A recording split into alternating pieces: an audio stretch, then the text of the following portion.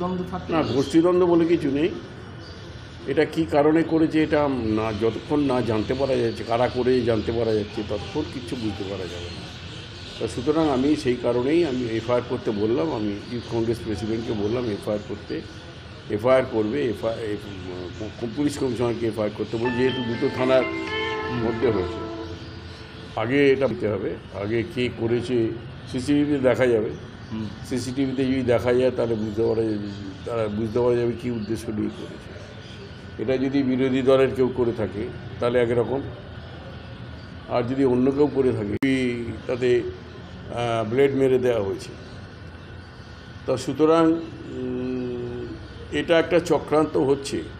এখন আমরা দেখেছিলাম 2021 সালে সিপিএম বিজেপি এক হয়ে গিয়েছিল। সিপিএমের টোটাল ভোটটা বিজেপির দিকে টার্ন করেছিল এবং যার ফলে বিজেপি অনেক বেশি ভোট পেয়েছিল। সিপিএমের যে ভোটটা পায় আমাদের হাওড়া শহরে বিভিন্ন কেন্দ্রে সেই ভোটটা পায়নি, তার অনেক কম ভোট পেয়েছে এবং তাই সেই ভোটটা যে বিজেপির দিকে চলে গেছে এটা পরিষ্কার বুঝতে পারা গেছে এবং এখনও এক হয়েছে।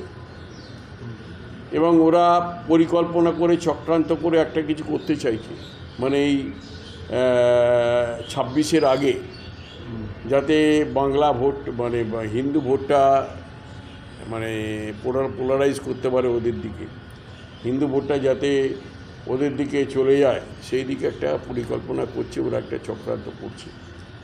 এবং সেই সঙ্গে আমাদের পোস্টার ছিঁড়ে দেওয়া, আমাদের হোর্ডিং ছিঁড়ে দেওয়া, ব্যানার ছিঁড়ে দেওয়া, এই ধরনের কাজ করছে। এটা আমি আমাদের এফআইআর করতে বলবো, পুলিশ কমিশনারকে এফআইআর করবে এবং ওখানে সিসিটিভি আছে, সিসিটিভিতে দেখতে পাওয়া যাবে নিশ্চয়ই, আশা করব।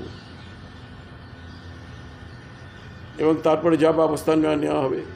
এবং আমরা মারলে মারতে পারি, আমরা হাওড়া ছাড়া হয়ে যাবে, সিপিএম এবং বিজেপি হাওড়া ছাড়া হয়ে যাবে। আমরা যদি মারতে শুরু করি না, আমরা এই মমতাদি স্লোগান তুলেছিল 2011 সালে, নো মানে বদলাও নয় বদল চাই, আমরা কিচ্ছু একটি ইট পর্যন্ত মারিনি। জানোয়াররা সেইটুকু তাদের কৃতজ্ঞতা পর্যন্ত নেই, তার অসভ্যতা করে যাচ্ছে। জানোয়ারদের মেরে ঠান্ডা করে দেওয়া আমার বেশিক্ষণ সময় লাগবে না, আমরা যদি মনে করি। কিন্তু আমরা চাই না এটা অশান্তি,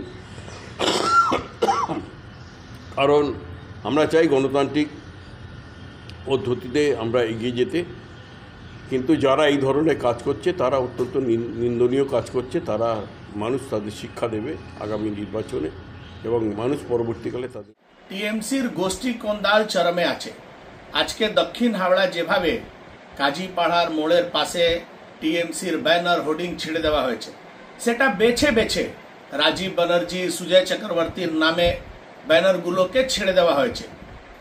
টিএমসির নেতা মন্ত্রীরা অভিযোগ লাগাচ্ছেন যে বিরোধীরা এটা করেছে। বিরোধী করলে সবই ব্যানার হোর্ডিং ছেড়ে দেবে, আর বিরোধীর কি আছে? আপনাদের তো নিজের মধ্যেই লড়াই আছে, নিজে লড়াইতেই শেষ হয়ে যাবে।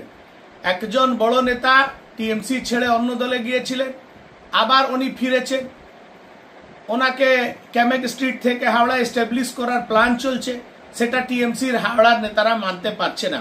সে নিজের গোষ্ঠী কোন্দালকে বিরোধীদের মাথায় কেন তুলে দিচ্ছেন? টিএমসি কে শেষ করার জন্য টিএমসি নিজেই পর্যাপ্ত আছে, বিরোধীদের প্রয়োজন পড়বে না। যেভাবে এই গোষ্ঠী দ্বন্দ্ব চরমে আছে, রোজ গুলি চলছে, রোজ মার্ডার হচ্ছে, সেটা টিএমসির শেষের দিকে নিয়ে যাচ্ছে। বিরোধীদের নামে এই কুৎসা করাটা টিএমসির হাওড়া নেতাদেরকে বন্ধ করতে হবে।